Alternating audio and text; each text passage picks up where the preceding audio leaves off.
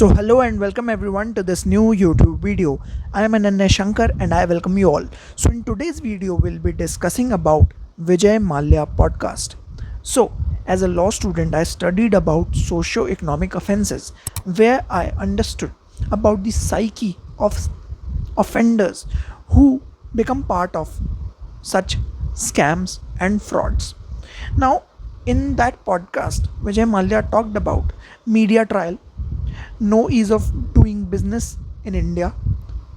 For policy, license, and regulations, you have to pay money to people, you have to build networks.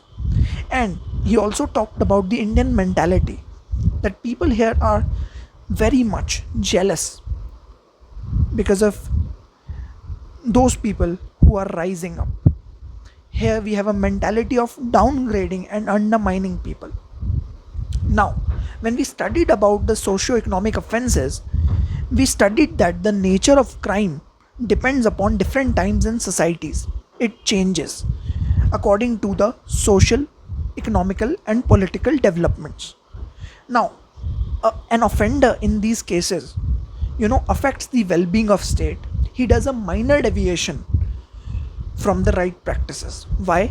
Because these are such crimes which are different from traditional crimes. In traditional crimes, there is a stigma attached. Why? Because there's a disgrace from the society. You undergo an imprisonment or you will be sentenced. Okay, so whereas in the case of civil wrong, you pay a minimal damage and you walk free, but there's no stigma that affects you much. Now, investigating agencies scrutinize evidence a lot in these types of cases. Why? Because there's a reverse burden of proof. The accused has to prove that he is not guilty. And you see the legislations in this country, Prevention of Corruption Act, Prevention of Money Laundering Act, etc., are so, regressive. They, affect a lot. Why? Because the investigating agencies have become most powerful. Now, in these cases, we have to balance probabilities. We have to have a reasonable interpretation where, in the case of these penal laws, we balance with the life and liberty of an individual. Now, see what legendary lawyer Shanti Bhushan has to say about business corruption in India. Almost every big business house is grappling with either some investigative agency or some matter in court. Is that a right environment in which you would... If I express my own views, most of the businessmen are victims of corruption because they have to pay. They can't run their business without paying. The person who is a victim of corruption should not be punished. See, in these types of white collar crimes, there's a use of significant power and influence or trust. So, in an organization, if you are there, then you can assert your, influence over others. Now, you can cheat or dishonestly handle commercial matters when you are a powerful person. Now, you have a special knowledge or a position, then you can commit financial crimes. And if you have a respectability and high social status, then you can commit such crimes. Why? Because you are dealing with that occupation and you are connected with that office or profession. In these types of cases, offenders are not really criminals, but they are a person of high status. They do not generally are criminals. Why? Because society does not, consider them criminal. But when you see a larger picture, it is against the society and it demoralizes public and it affects the national coffer or the economic growth of a country or society. There's a concealment. These cases are difficult to track. There are sophisticated schemes, cover ups.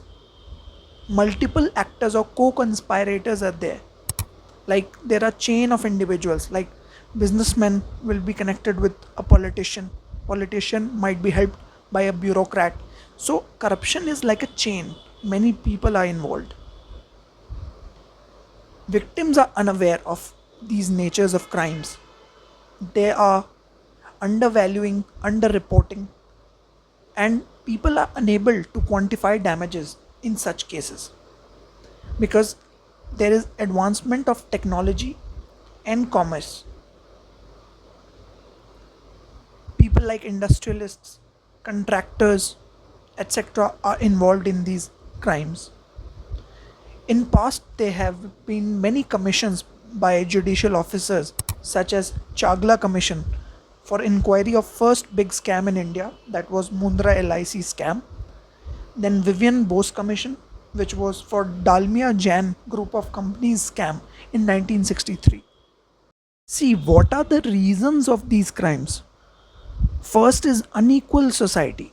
The wealth and power is unequally distributed. Now, economic or social status of the offender is also tactful. The legislators also sometimes have sympathy to these criminals. Why? Because they are of the same class of group of people. In these types of economic or socio, economic crimes, there is trans-border or multi-jurisdiction approach. And in these cases, investigators also must have different types of skill sets. They must know the psyche of perpetrators and the regulations of different jurisdictions. We must have awareness, regulatory programs, ease of doing business must be there, compliance must be strict, internal controls must be there, anti fraud frameworks must be created. Technology must be there to nail fraudsters through forensic technology. And we must also track the corporate and business crime from their root causes. There's a quote which is very important in these types of cases, that modern thief steals more with a computer than with a gun. So this applies a lot in these types of cases.